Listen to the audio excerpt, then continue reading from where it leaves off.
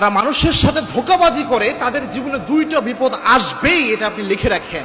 আপনার হয়তো মনে হতে পারে যে ধোঁকাবাজি করে তো অনেকে আনন্দে রয়েছে, দুইটা বিপদ তাদের জীবনে আসবে, এটা আপনি লিখে নেন আজকে।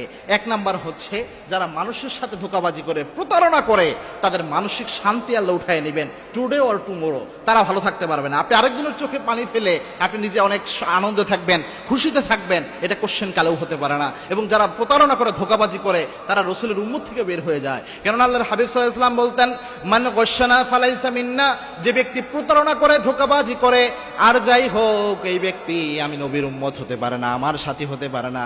আবার কোন ব্যক্তিকে সাথে যদি আপনি ধোঁকাবাজি করেন, এটা হচ্ছে বান্দার হক। কোন বান্দার উপর যদি জুলুম করেন, আর জুলমু জুলমাতুন ইয়াউমাল কিয়ামা, এই যে জুলুম করা হয়, জুলুমগুলোর জন্য কিয়ামতের দিন আপনার কিয়ামত আখিরাতকে আল্লাহ অন্ধকার বানিয়ে দেবেন। এই জুলুম খুব মারাত্মক। এজন্য কোন বান্দার সাথে ধোঁকাবাজি করেছেন, প্রতারণা করেছেন, 100% আল্লাহ রাব্বুল আলামিন আপনাকে পাকড়াও করবেন।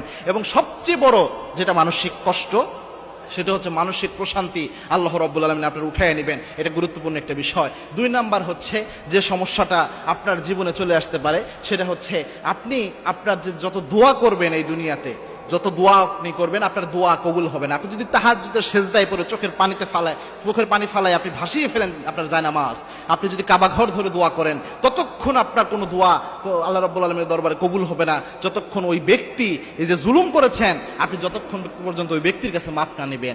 এরপরে যদি ব্যক্তি মাফ করে, তখন আল্লাহ আপনাকে মাফ করে দেবে। কেননা জুলুমের গুনাহ আল্লাহ রাব্বুল আলামিন ততক্ষণ মাফ করে না যতক্ষণ যার উপর জুলুম করা হয়েছে সে মাফ করে না। একজন ব্যক্তির হক আপনি নষ্ট করেছেন, এটা কিন্তু হাক্কুলে ইবাদ বলা হয়। এই ব্যক্তি যতক্ষণ মাফ না করে আল্লাহ মাফ করে না। আপনি যদি চুরি করে ফেলেন, আপনি যদি জিনা ব্যভিচার করে ফেলেন, আপনি মিথ্যা একটা কথা বলে ফেলছেন, এটা আপনি আল্লাহর কাছে মাফ চাইলে আল্লাহ চাইলে মাফ করে দিতে পারেন। কিন্তু কোনো বান্দার সাথে জড়িত হক আপনি নষ্ট করেছেন, ওই বান্দা যতক্ষণ মাফ না করে আল্লাহ ততক্ষণ মাফ করে না।